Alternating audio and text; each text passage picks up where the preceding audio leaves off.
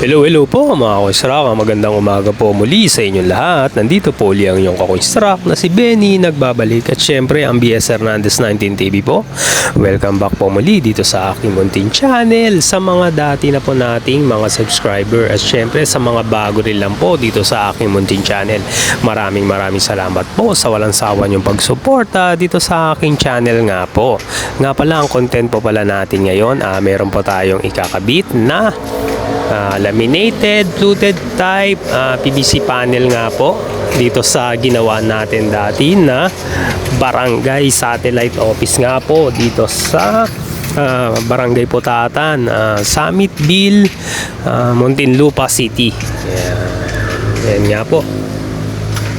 Dito po nakapagkabit na tayo ng ilang piraso. Kung nakita nyo po kanina yung kahon nga po, ito nga po yung kahon na pinaglagyan nitong WPC na polluted type nga po, laminated ayan, panel. Yan nga po ang size nito. Ang lapad niya, estimate ko po nasa mga 16 cm to 18 cm nga po. Ang kapal niya nasa mga 2.5 cm. Tapos ang haba naman kulang ng mga 3 metro po. Yan, ganyan. Yun po ang haba nito sa estimate ko po. Yan nga po ang kulay ng panel nga po, ma-brown siya, may haspi. Laminated po siya na PVC. Yan, dito po natin kakabit sa wall. Kaya po lalagyan ito kasi meron pong design na logo at lettering na pangalan nga po ng office. Kaya po lalagyan nito para mas maganda po ang design. Ayan, mas maganda. Ayan nga po. Ang kailangan po natin na materyales dito, black screw na may Torx, o barena, grinder, may sealant rin po para mas maganda po ang kapit ng ating wall panel nga po na ilalagay. Ayan nga po.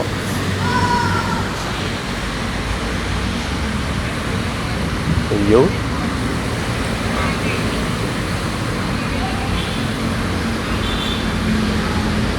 Scaffolding po tayo.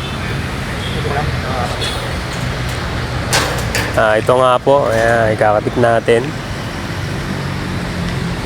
Katulong ko po dito si Papa sa pagkabit nga po.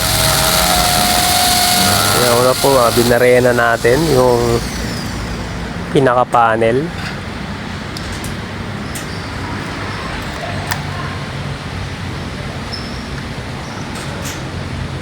Yan, tapos meron po tayong black screw na may Torx.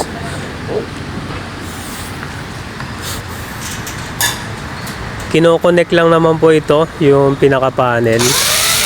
Pero siyang pinaka-kanal sa gilid. Tapos ipagko-connect lang po yung dalawa para magkapit nga po. Tapos yun nga, nilagyan natin ng screw para mas kumapit doon sa wall nga po, sa pader. Tapos dinikitan rin po natin ng sealant pang secure para siguradong mas kapit po yung pinaka-panel natin. Yan nga po, dito si Papa nagpuputol. Yan, grinder po ang gamit na pamputol. Ayan po, nagkabit rin si Papa dito. Ako po nandun sa taas, nagkakabit. Si Papa naman dito sa bandang baba, para hindi na po ako bumaba kung ikakabit nga. Si Papa na po doon sa taas. Yan nga po ang aming nagawa. Yo.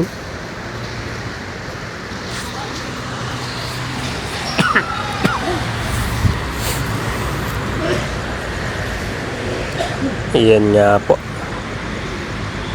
Yun, ayos na. Natapos na po natin dito. Madali lang po natin ito nagawa. Yan. Ayos, ganda ng design.